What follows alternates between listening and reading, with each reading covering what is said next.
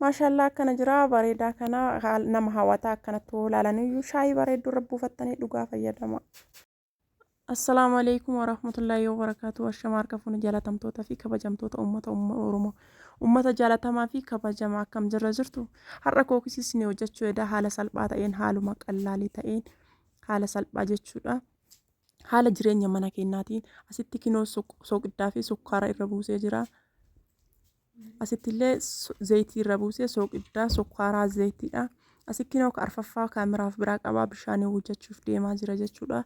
Baasii guddaa osoo nu hin gaafatin haala qallaalii ta'een jechuudha. Haaluma salphaadhaan haala jireenya mana keenyaatti amma jireenyi qaala'ee jira, jireenyi waddadee jira.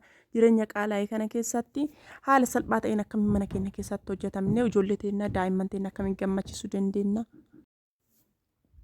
Haala qallaaliidhaan akkamiin daa'imman keenya gammachiisuu dandeenya kan jennu asitti kinoo xiqqeetitti naqataa jira. Duqeetii kiiloo tokkooti jechuudha. Kiiloo tokkoyyuu hin gahu xiqqishuma jechuudha. Duqeetiin kun kiiloo tokkoyyuu hin gahu sirriitti xiqqoodha jechuudha. Asi kaameraatti godhataa jira kinoo.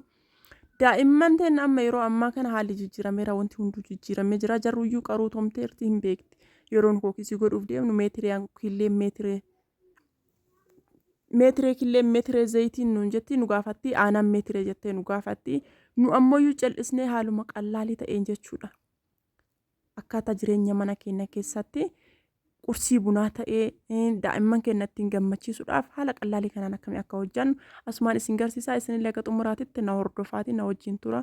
Kinoo asitti kinoo sukkuumee geessee jira. Saaliidhaan marree keenyaa akka sirri sukkuumeera jechuudha. Baay'eellee hin jabeessine jidduma galeessa. Sirriitti sukkuumee jira geessee jira.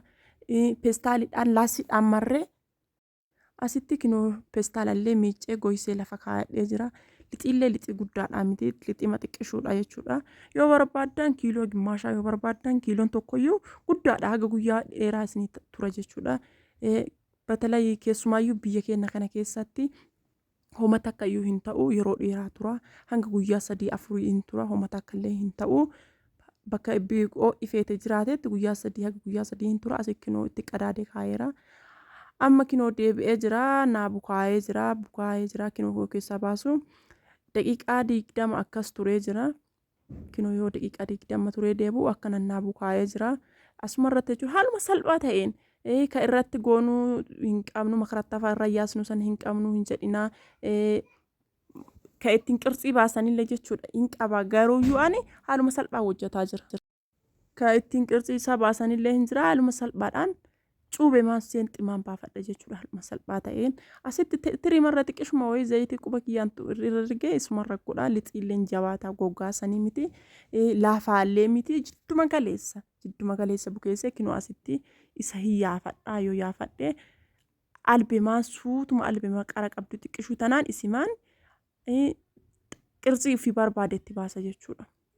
Akkuma qirtsii maqorocaa ifa manarraa taate akkuma kinoo isaan ittiin baasnu hin jiru. Isuma akkasuma ittiin baafanna jechuudha. Akkasuma ittiin baafanna kanallee akkasumatti qirtsii isaa kama qirtsii nu baasu sanii akkasumatti albee keenyaan ittiin baafanna jechuudha. Kinoo akka inni na jalaan qabne zayitii caafisiisirra dibeeraa qara qabaa cuubeen qara qaba waan ta'eef isimaan qirtsii baasa jechuudha. Homata akkayyuu baasii guddaa isinitti hin baasu homata akkallee baasii guddaa isin hin gaafatu kaameraallee xiqqishuma wayii irra buustanii kaameraa guddaallee isin hin gaafatu yoo kaameraa hin qabaannellee rakkoo hin qabu wanti isinitti hin bukeessitan kaameraadha zayitii sukkaara maankaa lamaatii fi soqidda xiqqoo wayii irra buustanii waan guddaa miti haala salphaa ta'een jechuudha. Daa'imman keenya ittiin gammachiisuu hin dandeettanii mi'aa yaallee miti daa'imman illee nyaatallee hin cufu. Daa'imman teenyallee haaluma salphaadhaan ittiin gammachiifna qursii bunaallee isinii ta'a. Akkana ittiin fayyadamuu dandeettan yoo namni isin dhufee buna danfistanii fandishaa fanadda'uuf yoo daabboo hin qabaanne ammoo gara biraa yookiin bituuf deemtanii haaluma salphaa ta'een kanuma fireema sadii fuutanii isaan xiqqishoo irra keettanii akkasitti qursii bunaatiif kennitaniif jechuudha. Shaayii ta'ee qursii bunaa ta'ee osoo isin hin saalfachiisin ufumarraa geggeessitan jechuudha. Haaluma qallaalii ta'een haala bareedaadha. Kinoo asitti godhee geessee jira. Asitti mandajaa qabsiisadheera. Mandajaa irra godhuu edaa maxabashaa irratti maxabashaa xiqqoodha. Kinoo asitti maxabashaa irra kaa'adhee jira. Kasalumaan godhaa jira. Zayitiitti naqadhaa jira. Zayitillee jidduma galeessatti naqaa maralleetti hin guutu haguma naaf ta'etti jechuudha hin beektanii gimmitiin isaa isiniif gala jedhee yaada. Kinoo zayitiitti naqadhaa jira. Zayitiin erga oo'ee sirriitti takaatakee malee ittiin guuru jechaadha. Yoo zayitiin sirriin oo'ee hin beeksisaa hafuurri isaa xiqqoo yoo keessaa ba'u namaa beeksisaa yeroo san itti guura jechuudha. Asitti kinoo zayitiin oo'ee jira. Akka inni oo'ee ofiinuyyuu hin beekama jechuudha. Osoo keessan kaa'in yoo keessa kaa'u akkana naa takaataka jechuudha. Diddiimatee bayaallee. Biskuutii jechuudha. Biskuutii duraan hojjetan jechuudha. Amma zabanni kun jijjiiramee killeetti godhanii aananiin bukeessan malee yeroo duraanii akkanuma hojjetama jechuudha. Isin hundi kennaa hin beektan jedhee yaada. Duraan akkana hojjetama. Mana nama hundaatu jira jechuudha. Akkanatti biskuutii jedhanii amma wanti waan aananii fi killeen itti dabalamuuf jecha maqaan isaa jijjiiramee kookisii jedhama malee duraan biskuutii jedhama jechuudha. Inni kun mana nama hundaatu hin jiraannu guutuun kennayyuu hin beekna jedhee yaada. Amma immoo wanta sukkaaraa soqii dhiifama irra ta'a. Amma immoo wanta killee fi aanan itti dabalamuuf maqaan isaa gara kookisii jijjiirame. Hedduu bareedaa, hedduu qalbii namaa nama hawwata. Amma kinoo itti galabbataa jira. Akkana fakkaataa hin bareeda jechuudha. Diimaa bareedaa ta'e, diimaa sororoo bareedaa ta'e yeroo ga'e kana caalaa bareedaayyuu amma zayitii keessatti kinoo yeroo galabbatu akkana ta'eera. Yoo ga'e immoo kana caalaa bareedaayyuu jechuudha. Akka killee fi aanan qabu sanitti zayitillee nama jalaa hin dhugu. Dhugaasni himaa wallaahi zayitillee nama jalaa hin dhugu. Zayitii xiqqishuu barbaada jechuudha. Zayitii xiqqishuu barbaada akkana fakkaataa amma ga'ee jira kinoo akkana bareeda.